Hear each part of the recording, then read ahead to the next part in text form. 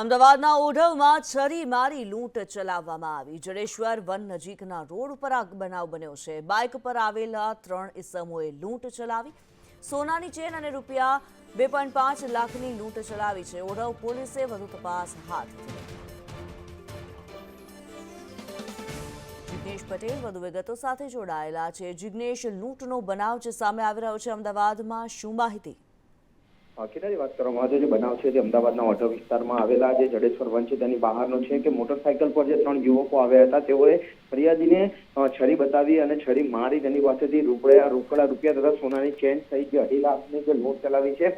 જેમ કે ઓઢવ પોલીસે લૂંટનો ગુનો દાખલ કરી અને વધુ તપાસ હાથ ધરી। સાથે જ આરોપીઓ ક્યાંથી આવ્યા હતા અને કઈ દિશામાં ગયા હતા તે અંગે પણ તપાસ હાથ ધરવામાં આવી છે। અને જે આરોપીઓ છે તે કઈ ભાષા બોલતા હતા, તે ક્યાંના હોય, તે તમામ મુદ્દે માહિતી મેળવી અને ઓઢવ પોલીસે તેને આરોપીઓની ધરપકડ માટેની કાર્યવાહી શરૂ કરી।